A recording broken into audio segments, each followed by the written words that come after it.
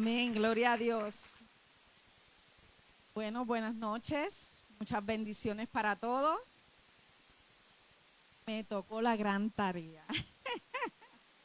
En esta noche voy a fluir, como dijo el pastor, en mi gracia, que es la de enseñanza. A mí me gusta enseñar. Yo creo que Dios ha puesto eso en mi corazón. Uno de los dones que Dios me ha puesto es el de, ¿verdad? Maestra, por decir así. Así que hoy vamos a desarrollar. Antes que nada, me gustaría que cierren los ojos un momento, porque me gustaría orar. Padre, te damos gracias, Señor. Gracias porque tú te has mantenido en este culto, Señor. Padre, te damos gracias, Señor, por tu presencia, Señor. Te pido que en este momento, Señor, tú me des la gracia, la sabiduría para impartir lo que tú has puesto en mi corazón, Padre. Señor, danos corazones dispuestos a escuchar, Señor. Padre, y que sean terrenos que den fruto al 30, al 60 y al 100 por uno, Padre. En el nombre de tu Hijo amado Jesús. Amén, amén.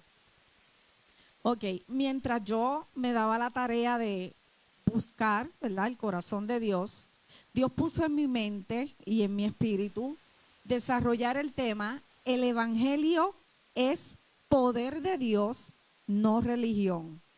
Y como saben, el pastor estuvo hablando, adelantándonos, en verdad, en el momento de oración, la parte de religión. Hoy yo quiero adentrarme de lleno en porque realmente el título sale de un texto. Y vamos a entrar a Romanos 1:16. Por favor, primeramente en la versión Reina Valera y luego en la versión PDT. Y en la versión Reina Valera lee así: porque no me avergüenzo del evangelio, del evangelio, porque es poder de Dios para salvación a todo aquel que cree, al judío primeramente y también al griego. Ahora pasemos a la PDT, que lee como sigue: pues no siento vergüenza de la buena noticia acerca de Cristo, porque es el poder que Dios usa para salvar a todos los que en Él creen. Se anunció primero a los judíos, pero ahora también se anuncia a los que no son judíos. Como muchos saben, Romanos fue escrito por Pablo, ¿verdad? Y Pablo, yo pienso que él llega a esta conclusión o a esta manera de pensar de que no se avergüenza del evangelio, porque él entendió qué era el evangelio. Él entendió el poder que había en el evangelio, y eso lo llevó a ese estado de no avergonzarse. Por lo tanto, intencionalmente, y para que veamos la verdad que quiero traer, yo voy a estar dando la definición. Vamos a entrar en las definiciones de la palabra evangelio y de la palabra poder, pero lo voy a hacer de una manera intencional. Vamos a ver las definiciones, pero lo vamos a ver cómo lo define el diccionario bíblico y la palabra de Dios, y cómo lo define la Real Academia Española, que por decir así es una entidad que se rige, ¿verdad?, en el mundo natural, y es la que nos ayuda a definir las palabras, para ver el contraste que hay entre estas dos versiones, ¿verdad? Ahora, me permiten beber agua. Un momentito.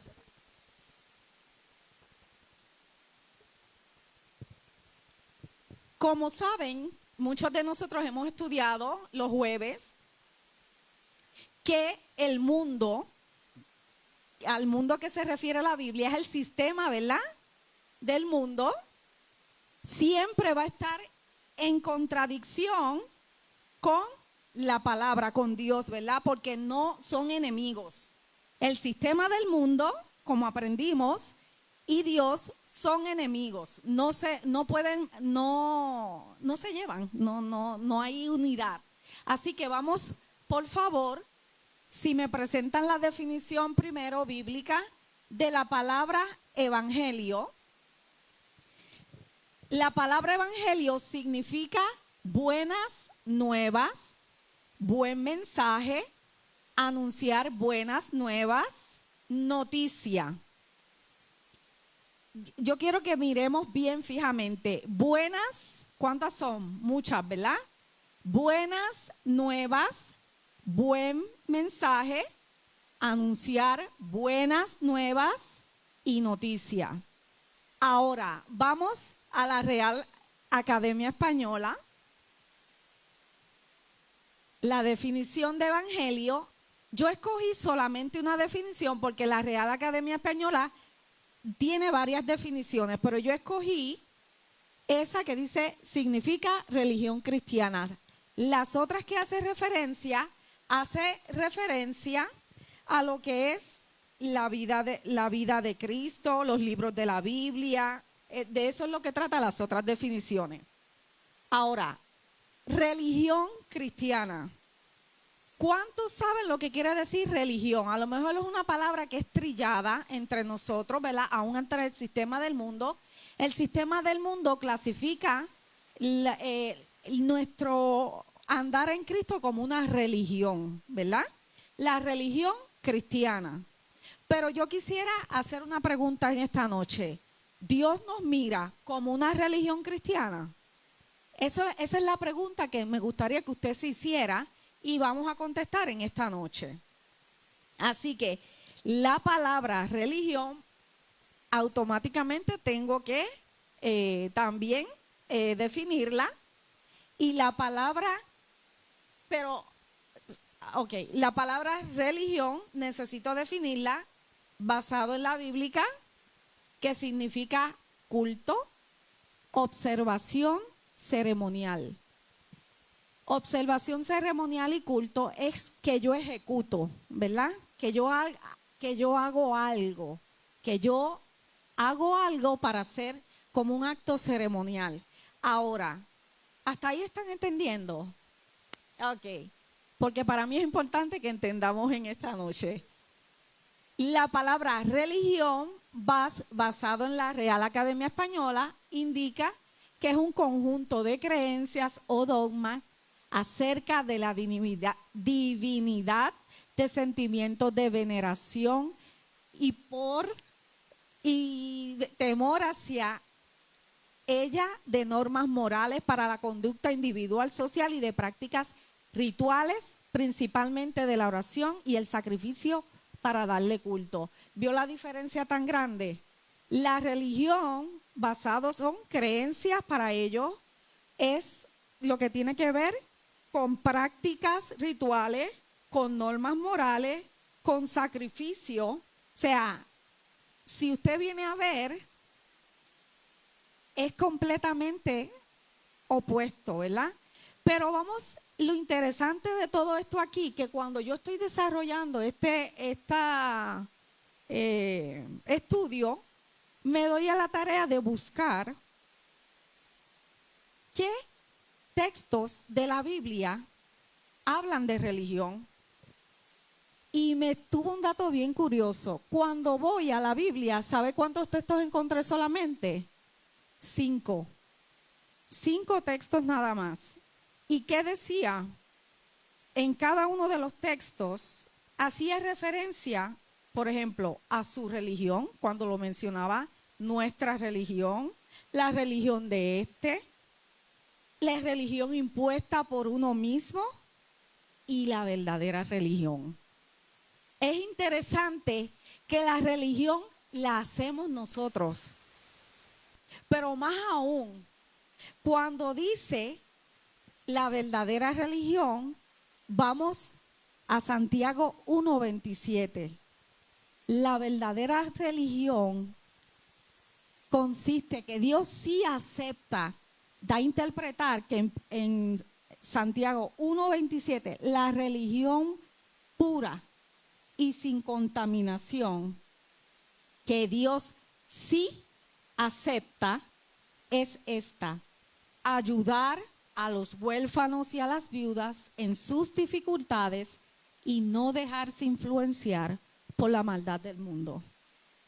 Quiere decir, basado en ese texto, que fue el único que encontré donde sí acepta a Dios la religión, da a interpretar que la religión ante Dios no tiene solamente esa es la que acepta. Si hay un momento dado que tú quieras ejercer una religión, esa es la única que Dios acepta. Las demás Dios no las acepta. Y en relación, como ejemplo de lo que estoy hablando, a veces uno se autoimpone cosas que no necesariamente Dios acepta. Y nos las autoimponemos muchas veces porque queremos aceptación de Dios, o por muchas veces que queremos vernos los más, olvídate, sacrificados por Dios. ¿Sabe? En nuestras mentes muchas veces nos autoimponemos cosas que no necesariamente son cosas que a Dios le agrada. Ahora, yo quiero ver, para que ustedes vean cómo Dios ve la religión que uno se autoimpone. Dice aquí en Colosenses 2:23 que tales cosas, en la Biblia textual, tales cosas tienen en verdad cierta reputación de sabiduría en una religión autoimpuesta que uno mismo, ¿verdad?, la utiliza, y en una falsa humildad y severo trato del cuerpo, pero no tienen valor alguno contra los apetitos de la carne. ¿Qué pasa con esto? La religión añade peso a nuestro caminar. La religión añade peso. Cuando tú empiezas a hacer las cosas por religión, ¿qué puedo hacer por religión? Por ejemplo, por religión, pues los arbolitos de Navidad, esto que está con tanta controversia, los arbolitos de Navidad. Yo decido no celebrar la Navidad. Perfecto. Si usted estuvo en el proceso de santificación, porque eso es otra cosa, Dios, cada uno individualmente, Dios está santificándonos. Y no necesariamente lo que a mí me exige le va a exigir al pastor, ni no necesariamente lo que le exige a Legna me va a exigir a mí. ¿Sabe? Cada santificación es individual. Por ende, cuando yo me impongo a poner lo que Dios me está exigiendo a mí, a Ada o a cualquier otra persona, yo estoy actuando religiosamente. Porque yo le estoy añadiendo un peso que no le corresponde a ella. El peso de ella es para mí. Si Dios a mí me dijo, por ejemplo, aléjate, porque pues Él conoce mi corazón, aléjate de ese tipo de actividad, pues fine, es a mí quien me lo exigió. Cuando yo vengo y me trato de imponer, no, eso de Navidad es del infierno, no. Usted, mire, calladito se ve mejor. Usted, lo que usted tiene que hacer es cumplir lo que Dios le puso en su corazón y usted dejar a las demás personas tranquilas, porque el proceso de santificación, como vuelvo y digo, es individual y no nos podemos autoimponer. Es como lo mismo lo que dijo el pastor Heralio. Esta persona que se convirtió, este artista que se convirtió, nadie tiene derecho a entrar en un proceso de santificación que lo va a hacer el Espíritu Santo en la vida de él. Nadie tiene el derecho. El único que tiene el derecho es el Espíritu Santo, porque es el único que tiene la potestad de cambiar. Usted hablando, usted no cambia a nadie. Es más, usted mismo diciendo, quiero cambiar, usted mismo no se cambia, porque usted mismo puede decir, empiezo mañana dieta, mañana llega y no haces la dieta. O no necesariamente ejercicio o cualquier otra cosa. A nosotros mismos se nos hace difícil cambiar. A nosotros mismos, cosas que nosotros sabemos que están entorpeciendo nuestra vida y entorpeciendo más aún en vivir una vida abundante en Cristo. Porque son cosas que nosotros necesitamos entender. Entonces el evangelio se va convirtiendo en una carga. el evangelio porque tienes la mirada en una religión. El Señor siempre quiso, Dios siempre quiso, desde que hizo al hombre tener una comunión directa. Es una relación lo que Dios quiere que nosotros tengamos con Él. Una relación que te lleva a vivir una vida plena en Él, una vida abundante. La vida que Él promete que nosotros podemos vivir en esta tierra abundantemente, la podemos vivir. La podemos vivir cuando empezamos a dejar de mirar la vida cristiana, el evangelio, que son buenas noticias, y esas buenas, que son muchas, las tenemos que descubrir nosotros en nuestro diario, en nuestro caminar, y eso va a empezar a hacer que nosotros vivimos vidas al nivel, vidas que Dios quiere y que fuimos diseñados para vivir. Muchas veces no vivimos a esa altura porque no entendemos qué es el evangelio. Como no lo entendemos, vivimos por debajo y siempre estamos viviendo, más bien sobreviviendo, no viviendo. Y cuando sobrevivimos estamos todo el tiempo fatigados. La persona que quiere sobrevivir siempre está fatigada porque siempre tiene que estar empujando, siempre tiene que estar haciendo cosas para poder mantenerse al nivel de la vida.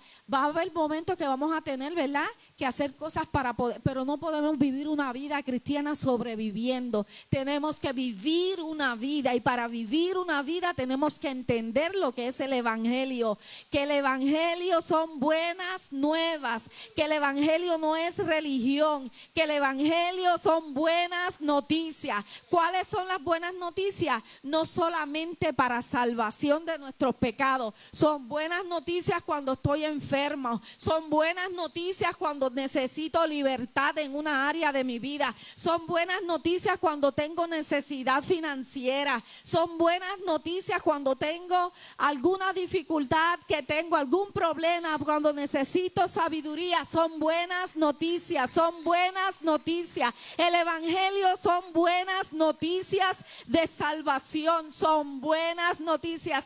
¿Qué es el evangelio? ¿Qué es el evangelio? ¿Qué es el evangelio? Buenas noticias. Así, se me está cayendo hasta el moño. Okay. Buenas noticias. Entonces, la salvación de Dios no está limitada solamente a la salvación de nuestros pecados. Dios siempre ha querido, en la salvación yo digo que es como un paquete. Es un paquete grande. ¿Perdón? Así mismo. Es un paquete que muchas veces no lo hemos descubierto completo. ¿Por qué? Porque no hemos pensado que solamente Dios nos salva para los pecados. No, Dios nos salva para otras cosas. Dios nos salva para que podamos afectar a otros. El evangelio es para que otras personas digan, wow, Él tiene algo que yo no tengo y yo lo quiero. Para eso es el evangelio. Entonces, yo quiero que usted sepa que el evangelio, dice la Biblia, que el yugo de Jesús es que fácil y ligera mi carga. Si usted el evangelio lo está viviendo cargado, revise qué está pasando. Y yo no lo juzgo porque todos hemos pasado por eso, especialmente los que vivimos años el evangelio, los que hemos vivido, por ejemplo, yo he vivido toda mi vida en el evangelio, y sabe que en un momento dado yo sentía el cristianismo como algo que cargaba, que pesaba. Yo decía, pero ¿cómo van a decir que esto es ligero cuando esto a mí me pesa? Me pesa. ¿Me entiende? Entonces, ahí Dios empezó a trabajar en mi vida. Dios empezó a hacer que yo viera las cosas como realmente son. Entonces, ¿qué sucede?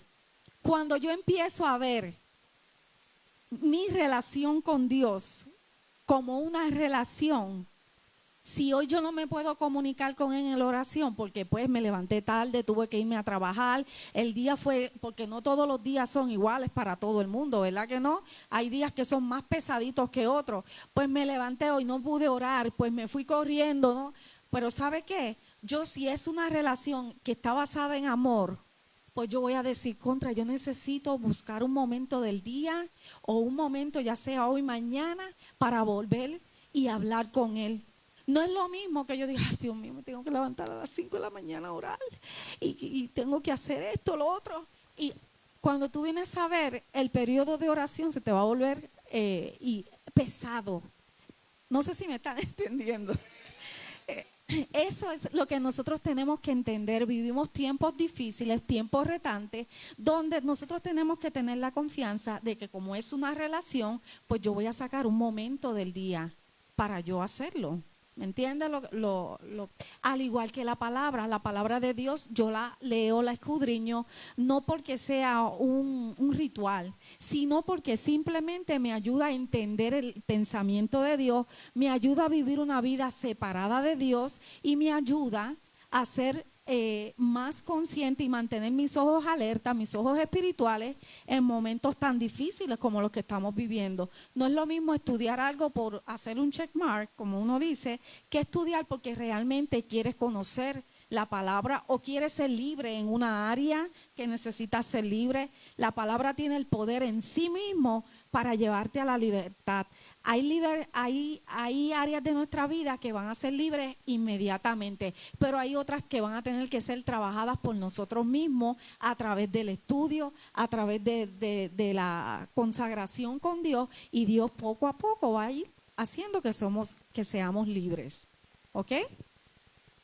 Entonces, teniendo todo eso en mente, yo necesito también definir entonces, porque dice que el evangelio es poder, ¿verdad? Vamos entonces a definir lo que es la palabra poder. Basado en el diccionario, dice que poder viene de la palabra griega dunamis, que significa literalmente o figuradamente fuerza, especialmente poder milagroso, eficacia, impetuoso, maravilla, milagro, capacidad, dar poderosamente, potencia y potestad. En cambio, la palabra en el diccionario Real Academia Española dice que es poder, significa tener expedita, libre de estorbo, la facultad o potencia de hacer algo. En la parte del diccionario bíblico no depende de nosotros, ¿verdad? Aquí depende de nosotros. Se centra en nosotros como seres humanos, pero en el diccionario bíblico se asenta a lo extraordinario. Quiere decir que cuando dice que es poder de Dios, es algo sobrenatural. O sea, esas buenas nuevas es algo que va más allá de los límites humanos, que entra ya en lo sobrenatural y que nos da el poder y la capacidad a nosotros para poder ir más allá de. Es interesante que el mundo siempre ha mirado, o sea, lo que hace la vida, o sea, lo que hace el evangelio extraordinario es lo sobrenatural. ¿Cuántos se saben que cuando hay un milagro, cuando ocurren milagros en las iglesias, cuando ocurren liberaciones, cuando ocurren cambios tan drásticos, eso hace que la gente que no conoce a Cristo vea, ¿verdad? El poder de Dios es vital porque es lo que hace la diferencia de cualquier otra religión. Lo demás son religión, lo de nosotros es una vida. Y la vida de nosotros la sobrenatural, que es la que Dios hace a través cuando entra entonces en lo sobrenatural, ahí entonces los demás se van a ir fijando. Porque si viniéramos a ver bíblicamente, se supone que los milagros y todo es para que los demás crean, ¿verdad? Para que ellos vean y crean. Se supone que para nosotros, no sé, a nosotros no les ha pasado. Usted pide algo al Señor que aparentemente se entra a lo sobrenatural de Dios y usted mismo dice, wow, tú sabes, para uno es maravilla. Se supone que para nosotros lo sobrenatural no sea algo wow, porque se supone que nosotros tengamos la convicción de lo que cuando nuestros límites se acaban y entra lo sobrenatural de Dios, lo que nosotros sea es amarlo más, agradecerle más, ¿verdad? Y nosotros podamos ser ejemplos o ver o permitir que eso sea ejemplo para otras personas lleguen al Evangelio. Así que el poder de Dios es necesario y vital en la vida cristiana. Es importante que la salvación, usted entienda algo, que la salvación, dice aquí, la palabra de Dios lo amplía a una fuerza sobrenatural porque va entrelazado al creador de cielos y tierra. Nos beneficia a nosotros, pero no depende de nosotros. El poder que hay en el Evangelio, que es de Dios, no depende de nosotros. Depende ya de lo que ya Dios hizo. Hay cosas que se tienen que concretar en el mundo natural, pero se concretan cuando ese poder, que es solamente a través del Espíritu Santo, viene y lo hace concreto. Y para eso nosotros tenemos que desarrollar esa mentalidad de que necesitamos ese poder de Dios en nuestras vidas a través de las buenas noticias y nosotros podamos ser. Y la palabra salvación dice aquí que es interesante que en el sentido más amplio abarca salud, rescate o seguridad, libertad, liberación, dar y salvación. Yo quiero en esta noche que nosotros tengamos, y es mi oración, y voy a cerrar ya mismo con una oración, porque yo quiero que Dios nos revele lo que realmente es el Evangelio y vivamos una vida en este tiempo tan difícil, tan hostil, una vida como dice la palabra, con un yugo que sea fácil y con una carga que sea ligera. Y que vivamos con el entendimiento que tenemos el poder en nosotros, porque si tenemos a Cristo en nosotros, dice que la plenitud de Dios habita en Cristo. La plenitud, todo lo que es Dios habita en Cristo. ¿Y Cristo dónde habita? En nosotros. Pues quiere decir que nosotros tenemos también, somos portadores de la plenitud de Cristo. Así que en esta noche concluyo con lo siguiente. Comience a derribar pensamientos que hemos adquirido donde interpretamos que el Evangelio es una religión.